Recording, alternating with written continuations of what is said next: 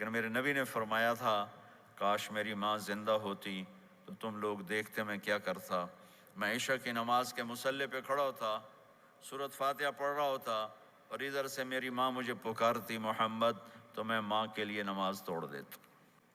ایک صحابی کا پیغام آیا ان کی بیگم کا کہ وہ مر رہے ہیں لیکن کلمہ نہیں پڑھا جا رہا، تو آپ تیزی سے اس کے گھر گئے، دیکھا تو وہ بول رہے ہیں۔ ہم نے کہا کلمہ پڑھو، کہا یہ نہیں پڑھا جاتا، ویسے بول رہے ہیں نہیں پڑھا جاتا۔ آپ نے پوچھا اس کے والدین میں کون زندہ ہے؟ کہا جی ماں زندہ ہے۔ آپ نے کہا بلاؤ، ان کی ماں آ گئی۔ آپ نے کہا تم اس سے ناراض ہو؟ کہا جی ناراض ہوں۔ کیا ناراضگی ہے؟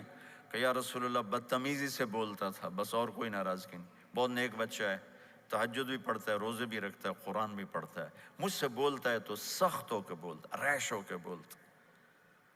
تو آپ نے کہا معاف کرتی ہو؟ کہا نہیں میں نہیں معاف کرتا۔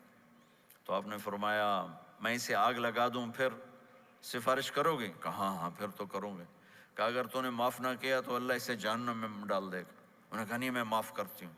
جب ماں نے کہا میں معاف کرتی ہوں، آپ نے کہا کلمہ پڑھو، تو اس نے کہا لا الہ الا اللہ، اور اس کی جان نکل گئی۔ پھر آپ نے ان کا جنازہ پڑھایا اور فرمایا کہ جس نے ماں باپ کو دکھ دیا اس پہ اللہ کی لعنت، اس پہ زمین آسمان کی لعنت، ان کی نہ نماز قبول ہے، نہ روزہ قبول ہے، نہ صدقہ قبول ہے۔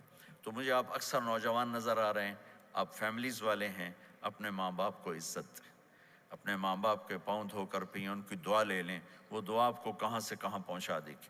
ماں باپ کی دعائیں وہ کام کرتی ہیں جو نہ امریکن ڈالر کرتا ہے، نہ کینیڈین ڈالر کرتا ہے، نہ برٹش پاؤنڈ کرتا ہے، نہ پاکستانی ہندوستانی روپیہ کرتا ہے۔